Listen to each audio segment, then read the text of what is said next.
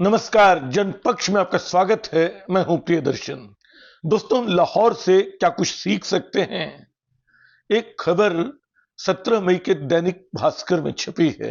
मुझे बहुत प्यारी लगी, लगा कि आप सबसे साझा करूं और इस पे बात करूं। खबर यह है कि लाहौर में कई पुराने चौराहों, कई पुरानी सड़कों के नाम बदले गए हैं। वो सड़कें, वो चौराहे असल में 1947 के पहले जो उनके नाम थे, वो नाम बदल दिए गए थे। बाद के वर्षों में उनको बदलने की कोशिश हुई थी। उनका सरकारी आधिकारिक नाम बदल दिया गया था, लेकिन शायद लोगों की स्मृति ने उन पुराने नामों को छोड़ने से इनकार किया।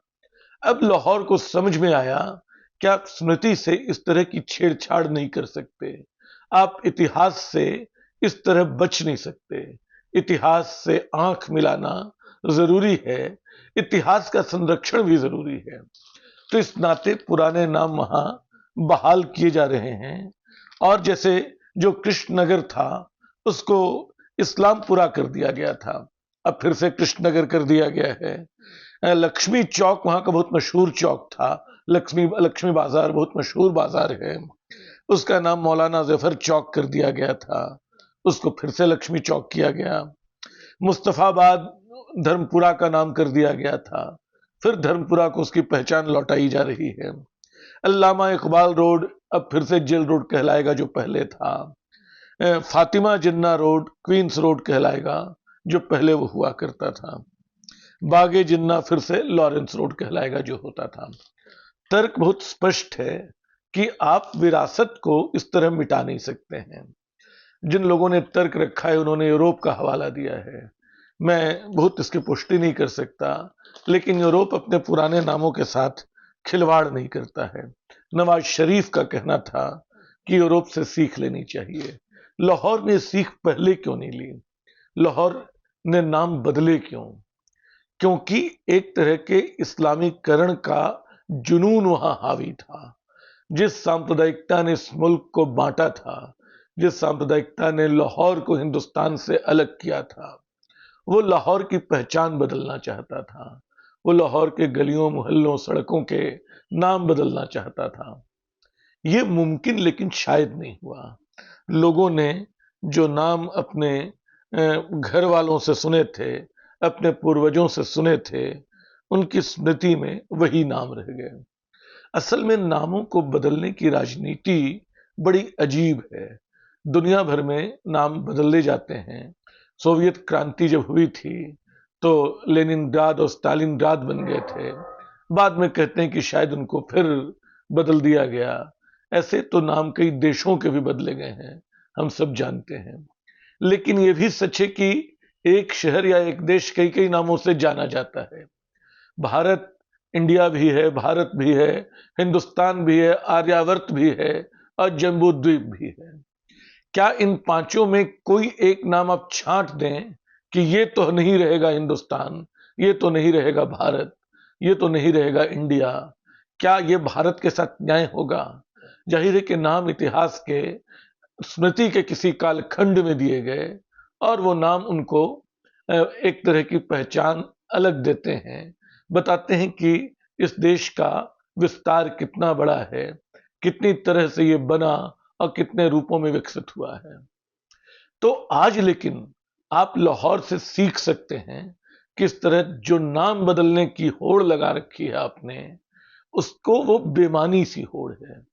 अभी पिछले दिनों मध्य प्रदेश में मोहन यादव सरकार ने कमाल कर दिया। 70 जगहों के नाम बदल दिए, जिलों से लेकर गांवों तक के नाम बदले गए। यूपी में लगातार ये सिलसिला जारी है। बल्कि यूपी में तो अब मेरी समझ में नहीं आता है कौन संत कबीर नगर है, कौन छत्रपति शाहू जी महाराज है, कौन, मतलब लगातार याद करना पड़ता है कि कौन कौन शहर किन नामों से जाने जाएंगे। क्या स्मृतियों को इस तरह खरोंच के मस्तिष्क से निकाला जा सकता है? आप एक नाम रख देते हैं, क्या वो नाम हमेशा के लिए पुराने नाम को मिटा देता है? इलाहाबाद को आपने प्रयागराज कर दिया, इससे क्या फर्क पड़ा? प्रयागराज पहले भी था, इलाहाबाद भी था, दोनों साथ साथ सांस ले रहे थे। दोनों दो अलग अलग कालखंडों की पहचान थे। दोनों का एक दूसरे से कोई टकराव नहीं था। आपने नाम हटाकर एक आधिकारिक नाम देने की कोशिश करके असल में ये टकराव पैदा करने की कोशिश की जो आपके दिमाग में है। भारत में नाम बदलने की प्रवृत्ति आप देखें तो दो तरह की चीजें दिखाई पड़ती हैं। एक तो संस्कृत आपको नाम चाहिए, यानी जो लोक भाषाओं में चले आ रहे नाम हैं वो आपको मंजूर नहीं है। गंज बासौदा नहीं चलेगा, वासुदेव नगर चलेगा। तो ये जो संस्कृतकरण है नामों का, लोक स्मृति को मिटा के, एक ये है। दूसरा एक सांप्रदायिक दृष्टि है। पिछले 1000 वर्षों में जिन शहरों के नाम रखे गए या जो शहर अपने आप विकसित होते चले गए, अब आप उन 1000 वर्षों की स्मृति मिटा के उनको पुरानी किसी काल्पनिक स्मृति से जोड़ना चाहते हैं। ये एक खतरनाक काम है। असल में आप नाम नहीं हटा रहे हैं, एक स्मृति को मिटाने की कोशिश कर रहे हैं। मैं सोच रहा था, जब लाहौर के बारे में देख रहा था, तो क्या लाहौर के कट्टरपंथी लोग इसका विरोध नहीं करेंगे? शायद उन्होंने शुरू भी कर दिया होगा। कई लोगों को नागवार गुजरेगा कि अरे ये पाकिस्तान में कृष्णनगर और लक्ष्मी चौक क्यों हो, वो तो हिंदुस्तान के देवी देवताओं के नाम हैं। ये जैन चौक क्यों हो, ये तो मुस्लिम पाकिस्तान है। लेकिन शायद कुछ लोगों की कोशिश से फिजा बदल रही होगी, नहीं तो हिम्मत वहां कोई नहीं करता। तो ये स्थिति हिंदुस्तान में, जो पाकिस्तान ने 90 के दशक में गलतियां की, जिस तरह नामों को बदलने की एक होड़ लगाई, क्या हम अब उसी गलती को दोहराने की कोशिश में हैं? क्या हम नामों के चक्कर में उसी तरह पड़े हुए हैं?